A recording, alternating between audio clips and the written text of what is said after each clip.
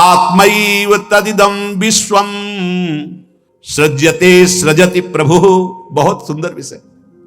भगवान ने अपने आप से अपने आप का सृजन किया है, दूसरा कुछ नहीं। आत्मैव तदिदं विश्वम सृज्यते सृजति प्रभु।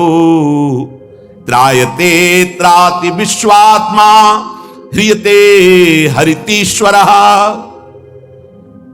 उसने अपने आप से अपने आप को बनाया। त्रायते त्राति विश्वात्मा ह्रियते हरितीश्वरः। और अपने आप से अपने आप की रक्षा की, पालन किया। और फिर ह्रियते हरितीश्वरः, फिर अपने आप से अपना संहार किया। यह है सत्य विषय। उद्धव तस्मान्नहात्मनोऽन्यस्मा दन्यो भावो निरूपितः निरूपितेयं त्रिविधा निर्मूला भातिरात्मनि इदं गुणमयं विद्धि त्रिविधं मायया कृतम। इसलिए उद्धव तुम सच्ची बातें समझो। मैं अपने आप से अपने आप को रचा, अपने आप से अपने आप का पालन किया और अपने आप से अपने आप का संहार कर लूंगा। किसको दोष दर्शन दें, किसकी निंदा करें, किसकी प्रशंसा करें? कोई दूसरा हो तब ना। अब कह रहे हैं हां, जिनको ज्ञान दृष्टि नहीं प्राप्त हुई है, व्यवहार दृष्टि प्राप्त हुई है, वो ये बात ना समझकर भिन्न देखते हैं। ये अच्छा, ये बुरा, ये स्त्री, ये पुरुष, ये जड़, ये चैतन्य, आदि आदि। उद्धव, ज्ञान दृष्टि के अतिरिक्त मेरे इस रहस्य को किसी और दृष्टि से नहीं जाना जा सकता। जो कुछ भी तुम्हें दिखाई दे रहा है, प्रतीत हो रहा है, तुम्हारे चिंतन में आ रहा है, ये केवल मैं ही मैं हूं। देखो, पीछे मन को लगाने की दो युक्तियां बताई गई थी। आपका मन जहां जहां जा रहा है वहां भगवान देखने की चेष्टा करे। वो वस्तु, वो व्यक्ति, वो पदार्थ, वो श्री भगवान ही हैं। क्योंकि जब पहले सृष्टि नहीं थी तो श्री भगवान थे। भगवान ने अपने आप में सृष्टि रची तो सब कुछ भगवान है। और जब समेट लेंगे तो केवल भगवान बचेंगे। तो जहां जहां मन जाए, जिस वस्तु व्यक्ति स्थान में, उस श्री भगवान को देखिए कि ये वस्तु, ये व्यक्ति, ये स्थान मेरे आराध्य देव बनेंगे। दूसरी बात कही गई थी, जहां जहां मन जाए वहां से हटा के अपने लक्ष्य में लगाइए। बार बार मन को ऐसा करने से वो मन लक्ष्य में लग जाएगा, स्थिर हो जाएगा। अनिर्वचनीय मैं ही सब रूपों में स्वयं विराजमान हूं। इसलिए मेरी सृजन लीला देखकर, मेरी पालन स्थिति लीला देखकर और मेरी संहार लीला देखकर मेरा भक्त विचलित नहीं होता, क्योंकि मैं ही मैं स्वयं का सृजन, पालन और संहार कर रहा हूं। ये जो तीन प्रतीतियां हो रही, सृजन, पालन, संहार, अध्यात्म, अधिदैव, अधिभूत, ये बिल्कुल निर्मूल हैं। जैसे माया, जैसे स्वप्न में कुछ नहीं था, वैसे ही माया के द्वारा कुछ नहीं है। न सृजन है, न पालन है, न संहार है। मान सकते हो? मलिन अंतःकरण अज्ञान की स्थिति में कैसे मान पाओगे? ना होने पर यह प्रतीत हो रहा है। कैसे? ये तीन गुणों के प्रकाश से, सतोगुण, रजोगुण, तमोगुण के प्रभाव से दृष्टा, दर्शन, दृश्य, ये त्रिविधता पैदा हो गई। ऐसी त्रिविधता को मिटाने के लिए हमें मानव जन्म मिला है, साधना मिली। किसी और को पाने के लिए नहीं, अपने आप को जानने के लिए। एतद् विद्वान मदुदितम ज्ञान विज्ञान नैपुणम न निंदन्ति न च स्तौति लोके चरति सूर्यवत्। जो मेरे इस परमार्थ सिद्धांत को जान जाता है, वो ज्ञान विज्ञान में उत्तम स्थिति को प्राप्त हुआ महात्मा ना कभी किसी की प्रशंसा करता है, ना किसी की निंदा करता है। वो सूर्य के समान पूरे त्रिभुवन में समभाव से विचरता है। प्रत्यक्षेणानुमानेन निगमेनात्म संविदा आद्यंतवद सच ज्ञात्वा निसंगो विचरेदिह। इसलिए मेरा भक्त प्रत्यक्ष से, अनुमान से, शास्त्र से, आत्मानुभूति से, महापुरुषों से वो ये जान चुका है कि ये माया का त्रिविध खेल चल रहा है, सतोगुणी, रजोगुणी, तमोगुणी, पालन, सृजन, संहार। इसलिए वो सबसे असंग हो जाता है। ये स्थूल, सूक्ष्म कारण, तीनों लोक असंग होकर के वो अपने आप से अपने आप में तृप्त रहता है। धन्य है ऐसा महापुरुष जो अपने आप से अपने आप में तृप्त रहता है। वो असंग भाव से विचरता है।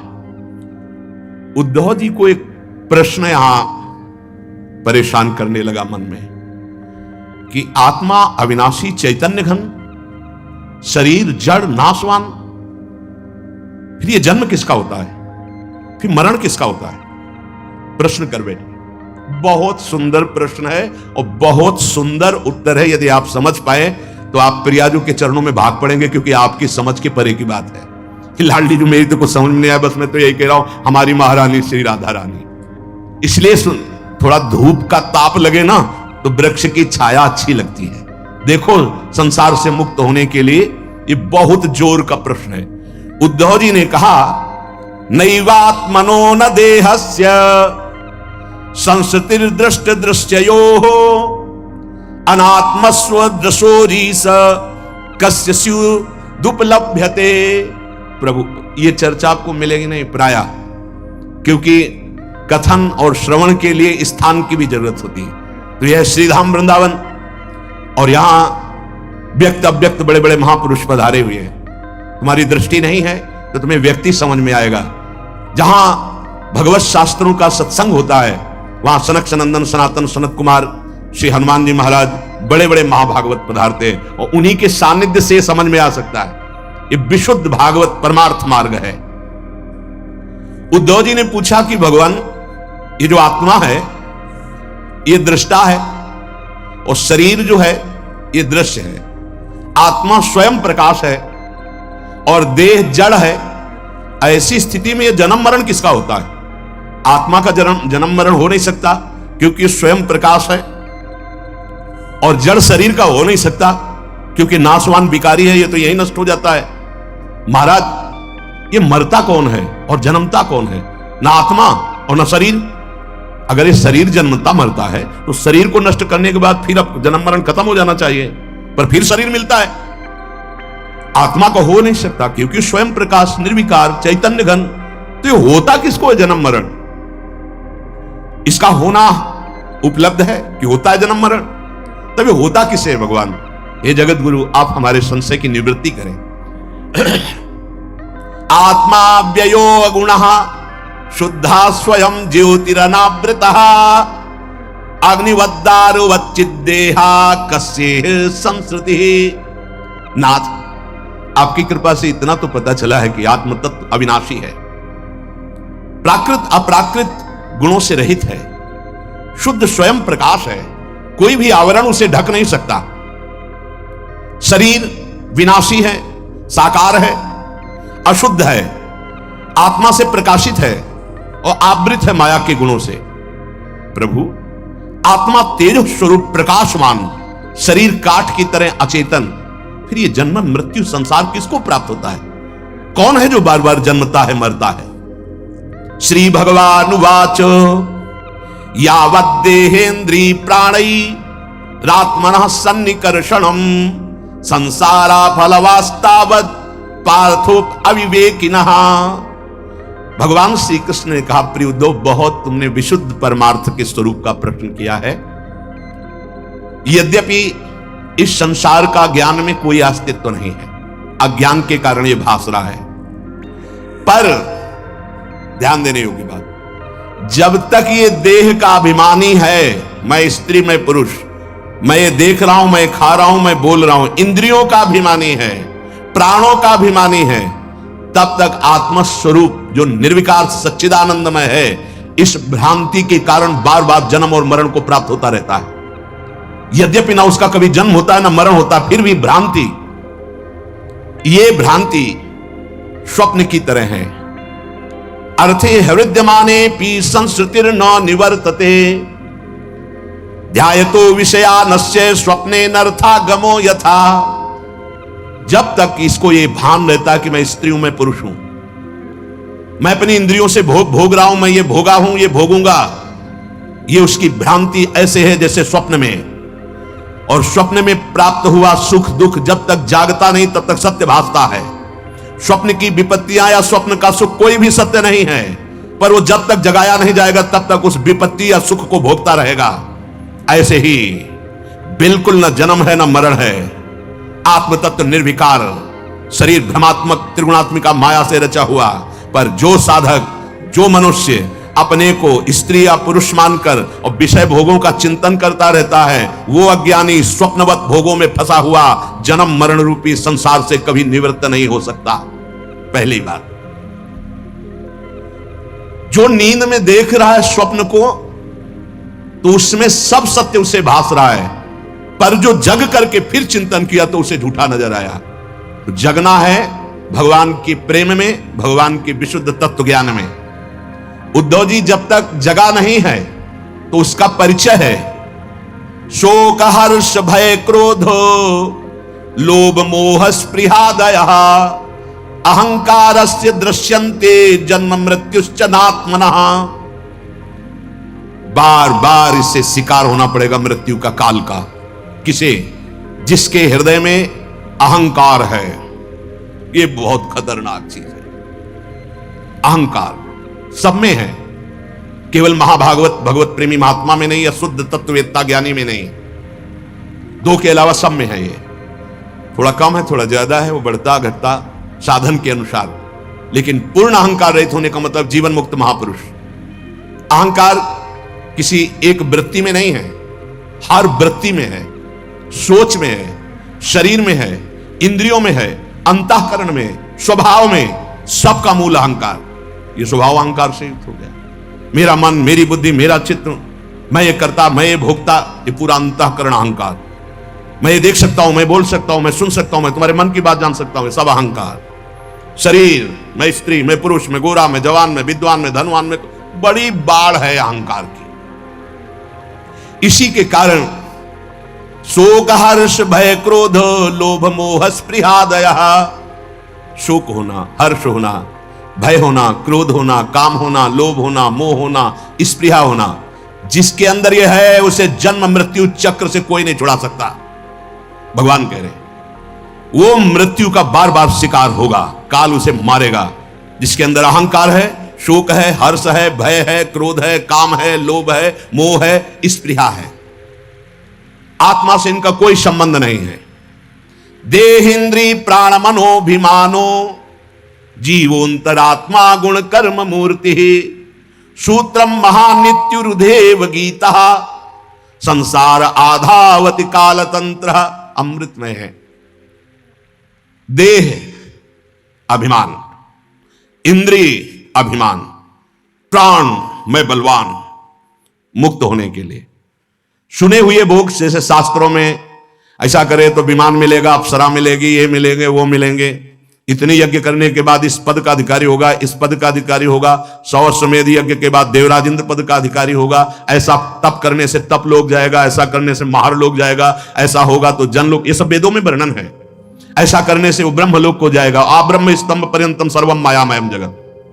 जिस उपासक को ये बात समझ में आ गई, इष्ट के सिवा कुछ नहीं, न इस लोक के भोगों में राग, न परलोक के सुने हुए भोगों में राग, उस परम वैरागी को दूसरा साधन प्राप्त हो जाता है, जो दर्शन और श्रवणादि के द्वारा देह से लेकर ब्रह्मलोक पर्यंत संपूर्ण अनित्य भोग पदार्थों का घृणा बुद्धि से त्याग कर चुका है। नारायण स्वामी, ब्रह्मादि के भोग सब विषम लागत ताई, नारायण ब्रजचंद की लगन लगी जाए। समझो कितना कठिन है भोगों का राग। यहां से ही नहीं, यहां से लेकर ब्रह्मलोक तक कोई भी भोग उतरे और तुम्हारा मन चलायमान ना हो, उतरता है, उसे दूसरा नहीं जानता, वही उपासक जानता है जो जिस कोटि का होता है। जैसे आप मृत्यु लोक के भोगों पर विजय प्राप्त कर लिए तो आपके पास अप्सरा आएंगे, आपके पास दैवी आकर्षण आएगा, आपको ऐसा आएगा जैसे स्वप्न में आता है। बैठे बैठे एकांत सेवन कर रहे हैं, आपके सामने वो दृश्य उपस्थित है, चिल्ला पड़े, नहीं प्रियाजू, हे करुणामयी स्वामिनी, ये मेरा मन कहां खत्म दृश्य, आगे बढ़ो। हर लोक का भोग आएगा, हर लोक की आकर्षणकारी वृत्तियां आएंगी। बोले हमारे सामने तो नहीं आती, 100 ग्राम बर्फी में तो मन चलायमान हो गया, तुम्हारे सामने स्वर्ग का भोग आवे। यहां का साधारण 5 भौतिक शरीर तो तुम्हें गिरा दिया तो तुम्हारे सामने अप्सरा आएगी। भले समझो, यहां लाख 10 लाख करोड़ का आदि तो तुम्हें गिरा दिए तो तुम्हारे पास सिद्धियां आएंगी। समझो, जब इस लोक के किसी भी भोग का आकर्षण उपासक के अंदर नहीं रहता, तब दैवी आकर्षण उपस्थित होता है। पूज्य पादुरिया बाबा के पास ऐसी देव सुंदरियां स्वर्ण की थालों में विभिन्न प्रकार के खाद्य पदार्थ लेकर, और बाबा मुझे स्वीकार करो, भोग स्वीकार करो, भाग पड़े बाबा। और जब भागे बहुत और अंदर से पुकारा गुरुदेव, तब पीछे मुड़ के देखा कुछ नहीं, भयभीत, उनको बड़ा आनंद आया कि चलो भयभीत हो गए, कम से कम राग तो नहीं हुआ, आगे बढ़े। इस श्लोक में जो दर्शन किया, श्रवण किया, परलोक की जो बातें श्रवण करी, कहीं भी कोई आसक्ति नहीं, घृणा बुद्धि से कि सब माया में जादू का तमाशा है, सत्य है तो प्रियालाल सत्य है, प्रभु सत्य है, उसे वैरागी कहते हैं। दूसरा साधन। तीसरा बहुत जोर की संपत्ति है, यह साधक की संपत्ति है। बोले शम दमादि षटक संपत्ति है। पहला शम, बार बार जो इंद्रियों में विषयों का आकर्षण आता है उसमें दोष दृष्टि होना, कुछ नहीं। कौन सा ऐसा द्वार है जहां से अमृत निकलता है? कौन सा ऐसा भोग है जो हमें परम सुख प्रदान कर सकता है? बार बार दोष दृष्टि, और उसका चित्त विरक्त हो गया, चित्त, और अपने लक्ष्य पे स्थित हो गया है, उसे शम कहते हैं। चित्त को ही संकल्प विकल्प करने के कारण मन कहते हैं। जिसका मन अपने आराध्य देव में आसक्त हो गया है, कोई भोग उसे विचलित नहीं करता है, वो पहला संपत्तिवान है। शम रूपी संपत्ति उसको प्राप्त हो चुकी है। दूसरा, विषयेभ्यः परावर्ते स्थापनम स्व स्व गोलके उभयेषा इंद्रियाणाम सा दमः परिकीर्तितः। बिना किसी भोग का अवलंबन लिए हुए हर इंद्रिय अपनी अपनी जगह अंतर्मुख। नेत्र खुले हैं पर केवल लक्ष्य दिखाई दे रहा है, कान हैं पर उसे केवल अपने आराध्य देव की बात, मंत्र, नाम सुनाई दे रहा है। हर इंद्रिय अपने गोलकों में स्थित होकर अंतर्मुख हो गई है। अभी हमारी हर इंद्रिय बहिर्मुख है। ज्ञानेंद्रियां और कर्मेंद्रियां दोनों को साधक ने खींच लिया है और खींच करके अपने स्थानों पर स्थित कर दिया है, उसे दम कहलाता है। वो उपासक दम संपत्तिवान है, अपनी 10 इंद्रियों को अधीन कर लिया है। क्यों?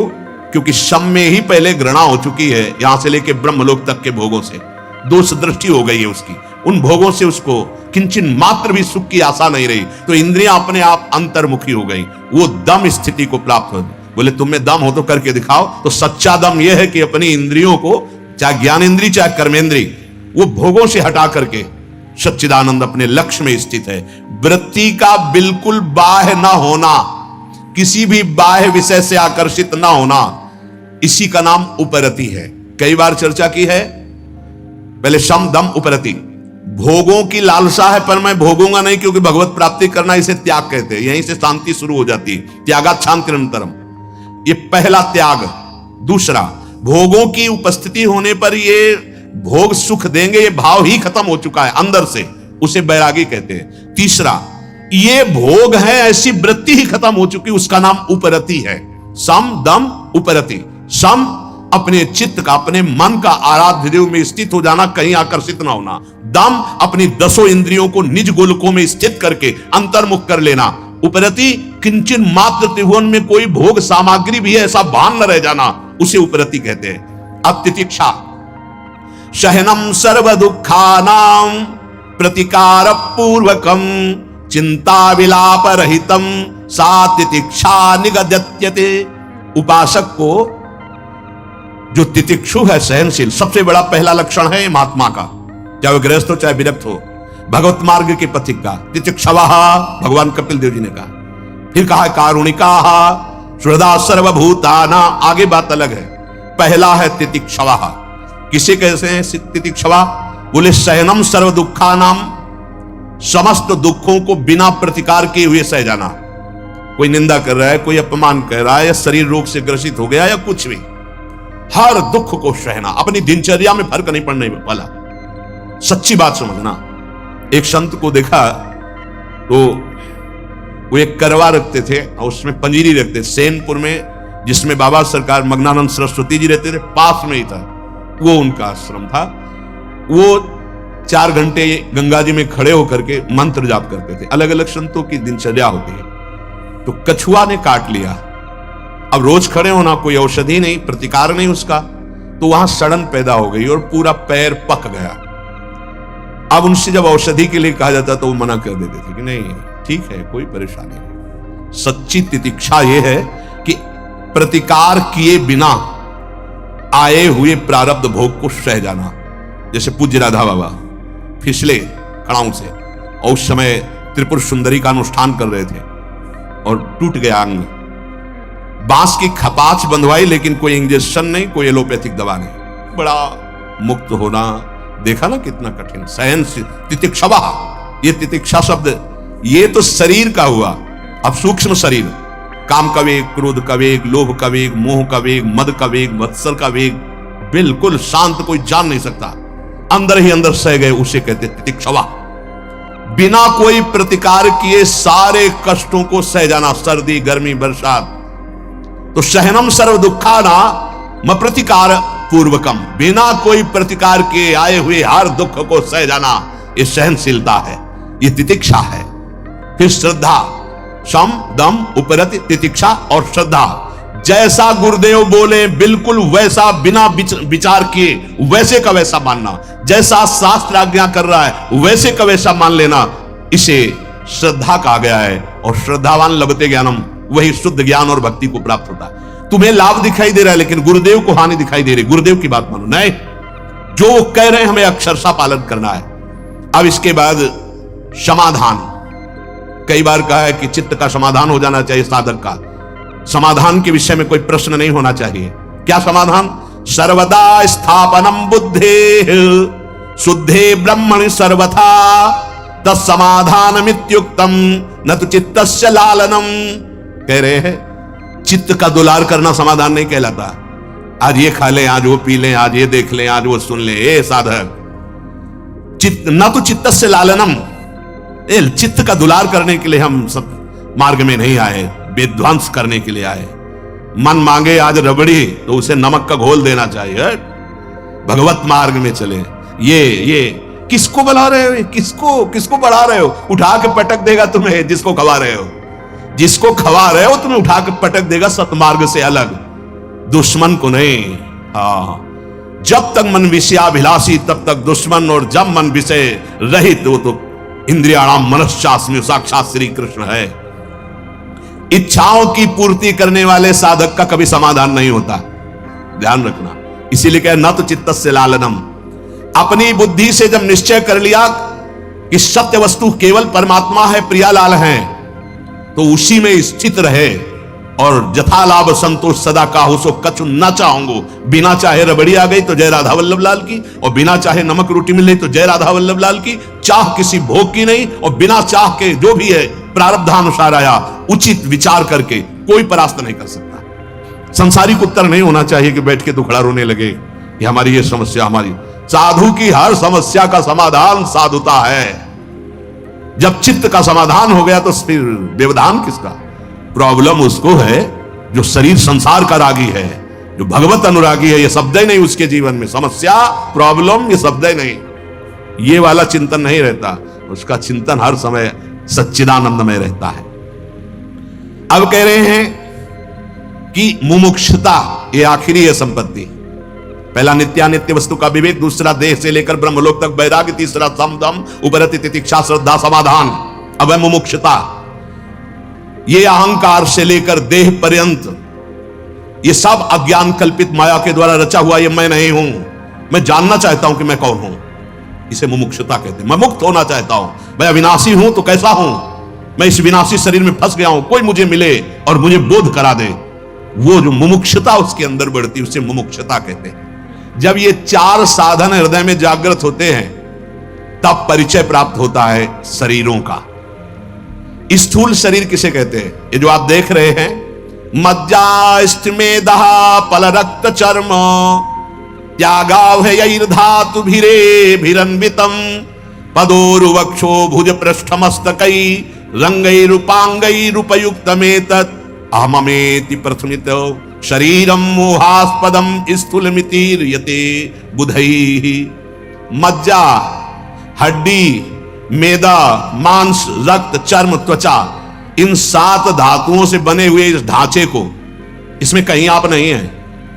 मज्जा, अस्थि, मेद, मांस, रक्त, चर्म, त्वचा, इस 7 धातुओं से बना हुआ यह ढांचा है जिसको मैं लेकर घूम रहे हैं। मैं गोरा, मैं काला, मैं, यही बंधन। ध्यान से सुनो। चरण, जंगा, छाती, भुजा, पीठ, मस्तक, ये अंग उपांगों से युक्त जो ढांचा है, इसमें माया के द्वारा मैं और मेरा भाव स्थित हो चुका है।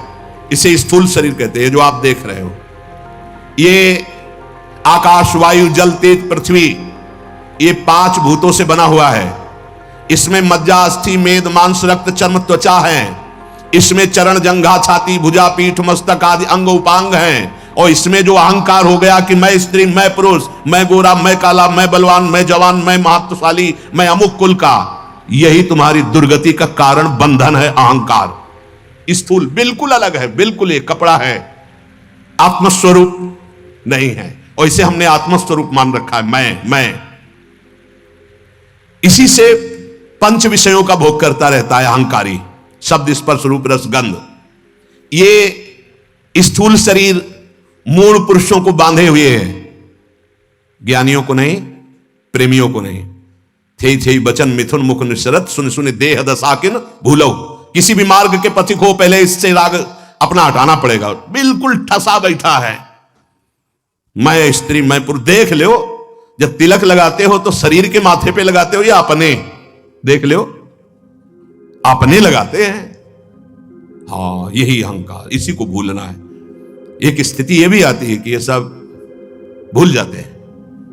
लिखंति भुज मूल तू न खलु शंख चक्रादिकम विचित्र हरिमंदिरम न रचयंति बालस्थले लसत तुलसी मालिकाम दधत कंठ पीठे नवा गुरुर भजन विक्रमात् को इहिते महाबुद्धया। वो ऐसी स्थिति को पहुंच गया, होश है नहीं तिलक लगाने का, कंठी बंधी की नहीं, होश है नहीं, क्योंकि शरीर को होश नहीं है। पर वहां तक पहुंचने के लिए लगाना है। ऐसा ना हो कि कल से लगाना बंद कर दे कि हम उस स्थिति में। हाँ नहीं, ऐसे बहुत जल्दी आज सिद्ध हो जाते। ये स्थूल शरीर का राग विषय भोगों में फंसाता है। स्थूल शरीर समझ गए? इसका राग शब्द, स्पर्श, रूप, रसगंध भोगना, ये काले सर्प से भी अधिक भयानक जहरीला है सामने। अब उसकी व्याख्या कह रहे कि काला सर्प डसेगा तो जब डसेगा तभी मरोगे, एक ही शरीर नष्ट होगा। ऐसे देख ले तो मर जाएगा, सूंघ ले तो मर जाएगा, छू ले तो मर जाएगा। क्या? शरीरों का राग। बोले 1 जन्म नहीं 7 जन्म तक, जन्म जन्म नहीं जन्म जन्म, क्या बोलता चला जा रहा है। शरीर राग कैसे बोल रहा है? हम जी नहीं सकते तुम्हारे बिना। क्या हुआ? बोले देख लिया मर गया। क्या हुआ? बोले छू लिया मर गया। सांप ने तो डसा तो एक शरीर नष्ट किया, और ये अनंत जन्मों से आसक्ति चली आ रही, स्त्री आसक्ति, पुरुष आसक्ति, भोग आसक्ति, श्रवण, देखना, क्या क्या सब प्रपंच। आंख से देखने वाले तक को मार देगा यह विषय। सौबरी जी 50 ब्याह, अजामिल पूरी जिंदगी बर्बाद, वो तो पुत्र के बहाने नारायण, देख लेने से मार देगा, डसने की जरूरत नहीं है। शरीर में पूरा विषय विष भरा हुआ है, आकर्षण, आसक्ति, राग। बीछी के पूंछी विषय, बिच्छू के तो पीछे केवल डंक में जहर है, और मुख में बस है भुजंग।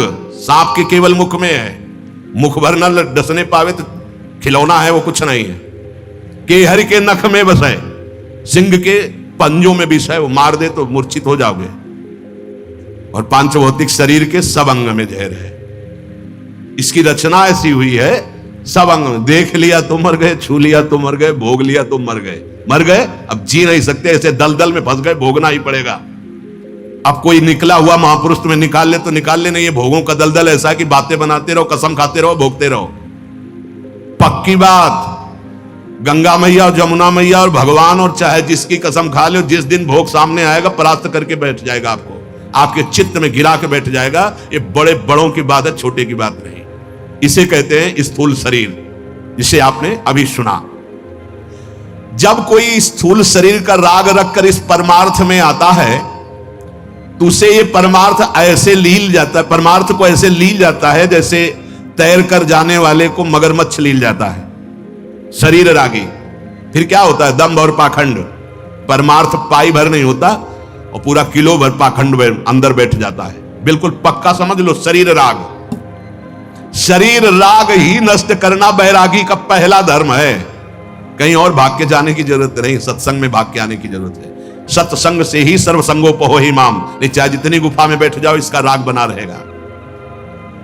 जिसने गुरु कृपा से प्राप्त विवेक और वैराग्य के तलवार से इस शरीर राग रूपी ग्राह को नहीं मारा, वो इस संसार समुद्र में तत्काल लील लिया जाएगा, आगे कदम परमार्थ में नहीं चल पाएगा। और जिसने गुरु कृपा पात्र बन करके विवेक रूपी तलवार से इस शरीर राग को नष्ट कर दिया, वो सुखपूर्वक संसार समुद्र से पार हो जाता है।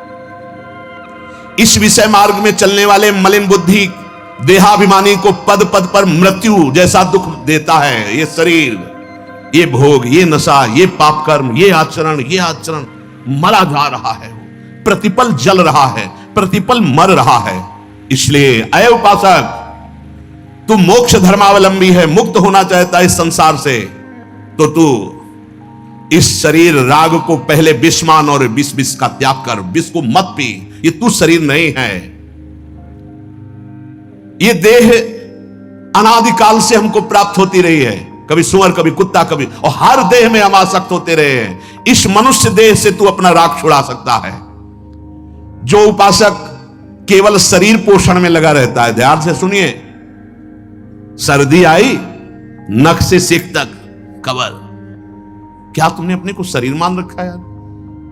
ये देखो अभ्यास देखो, यहां कौन सा आप लगाते हो गर्म कपड़ा, सहते हो ना, शुरू से अभ्यास, यहां कोई कपड़ा नहीं बांधा तो अभ्यास आपका दृढ़ हो गया। संसारी पुरुष फंसे तो फंसे, आप बैरागी हो। जितने से शरीर आपका कांपना रुक जाए, धीरे धीरे सहना शुरू करो, फिर ऐसी सहन शक्ति लाओ कि एक अचला ओढ़कर पार कर दो। एक हमने महात्मा को चित्रकूट में देखा, वैशाख का महीना था, मंदाकिनी के त्रिकोण पर, ऐसे पत्थर पर वो लेटे थे, शाम का समय था। तो युगल किशोर से कहा, ये जिंदा है या मृत? बोले जिंदा है। तो हम कहा वैशाख का महीना और मोटा कंबल, और वहां जो बराबर नहीं था, त्रिकोण था, ऐसे था, पर ऐसे चिपके हुए थे। अब हम कहा इनके दर्शन करके जाएंगे। बोले अंदर मत जाना, विक्षेप उनको पसंद नहीं, एकदम वो एकांत प्रिय। तो हम कहा बाहर बैठे हैं, हम बाबा जी हैं, जब निकलेंगे रात्रि में। जब वो निकले, क्या उनकी गंभीरता नेत्रों की, क्या उनका वैराग्य, कुछ नहीं, बस एक कंबल, कुछ नहीं, दूसरा शरीर में कुछ नहीं, केवल कंबल ऐसे, और तेज ऐसा कि मानो भुवन भास्कर उदय हो रहे हो, शांति टपक रही थी चेहरे से। जो निकले साष्टांग दंडवत किया, महाराज जी, वो बिल्कुल नहीं देखे, वो कंबल ऐसे घसीटते हुए आगे। महाराज जी, आप जैसे गुरुजन यदि बात नहीं करेंगे तो हम जैसे नवीन साधक कैसे आगे बढ़ेंगे? महाराज जी, मैं कुछ केवल जानना चाहता हूं, परमार्थ विषय। खड़े हो गए, लौट कर देखा, एक ऐसी छोटी दीवार जैसी थी, बैठ गए तत्काल आसन पे। बोलिए, ऐसा लगा कि भगवान हम पर प्रसन्न हो गए, साधु समागम मिला। अब महाराज जी, पहला प्रश्न है कि वैशाख का महीना है, इस समय एक बनियान भी धारण करना कठिन है, आप इतना मोटा कंबल? बोले 12 महीना ओढ़ता हूं, इसका अभ्यास किया है। महाराज जी, आपके गले में कंठी, ऐसा देखने से लगता है आप वैष्णव हैं। हाँ, हमारी उपासना श्यामा श्याम की है, पर मैं वैराग्य की पुष्टता के लिए चित्रकूट में रहता हूं, ये भगवद आदेश से रहता हूं। महाराज जी, आप वहां क्यों लेटे थे? मैं विक्षेप शून्य जीवन व्यतीत करता हूं, मुझे कोई डिस्टर्ब ना करे, इसलिए वहां रहे। अब महाराज जी, कोई आप अनुभव की बात बता दीजिए जिससे हम परमार्थ में पुष्ट रहे। हर समय शरीर को पवित्र रखो, इंद्रियों को पवित्र रखते हुए ही गुरुमंत्र जपना। अगर अपवित्र दशा में गुरुमंत्र जपा जाएगा तो कामादि दोषों का वर्धन कर देगा। वो महाराज जी, फिर आप भिक्षा कैसे करते हैं? एक बार चित्रकूट की गलियों में घूमता हूं, जो बुला के दे देता है पा लेता हूं, अन्यथा बिल्कुल शब्द पे शब्द उत्तर, और बस चलते। कई बार मिले उनसे, कई बार उनसे दर्शन संभाषण हुआ, बहुत प्यार दुलार, बस एकांतिक जीवन। अगर उपासक इस स्थूल देह का दुलार करेगा तो मानो ग्राह का पोषण कर रहे हो और तुम्हें खा जाएगा, यही नष्ट कर देगा।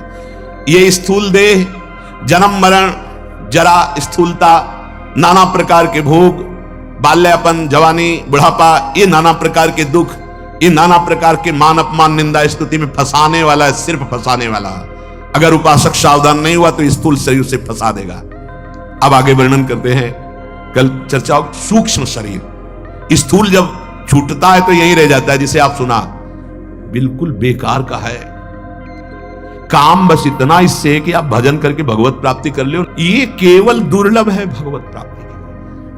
अगर भगवत प्राप्ति नहीं हुई तो कुछ काम का नहीं, और एक क्षण में मिटिया मेट हो जाने वाला है। पर इतना भ्रम हो गया कि मैं ही हूं, ए भाई, बहुत बुरा भ्रम है ये। इसी को, अरे गाल लाल नहीं है, वो बताना चाहते हैं कि तुम्हारा बुढ़ापा आने वाला है, फिर भी ऊपर लाल ही लगा है गाल। हाँ, भौं बिगड़ी हुई है, फिर भी एक एक बाल उखड़वा के उसको सुंदर, कितने दिन रख पाओगे सुंदर? अरे असलियत में जैसे हो वैसे बने रहोगे तो वैराग्य हो जाएगा कि यार अब तो शरीर बूढ़ा हो रहा है, अब तो चलो भगवान की तरफ। लेकिन भगवान की ऐसी लीला है, दांत बिगड़ गए तो बत्तीसी लगवा ली, आंख बिगड़ गई तो ऑपरेशन करवा के शीशा लगवा लिया, भौ बिगड़ रही तो चुनवा के वो ब्यूटी पार्लर में जाके। स्त्रियों के अलग होते हैं, पुरुषों के अलग होते हैं। ए भाई, काहे को धोखे में पड़ रहे हो? ये तुम नहीं हो, तुम बहुत सुंदर हो, क्योंकि सुंदरता के समुद्र के तुम अंश हो। तुम अविनाशी हो, तुम अमृतमय हो। ये चमड़े की चिकनाहट तुम नहीं हो, ये नष्ट हो जाएगी, आज नहीं तो कल नष्ट हो जाएगी। इससे काम बना लो। केवल ये गाड़ी है, ये केवल भगवत प्राप्ति के लिए गाड़ी है। अगर भगवत प्राप्ति न करके विषय मनोरंजन बाजार की तरफ गया तो ये किसी काम का नहीं है, पक्की बात समझ लो।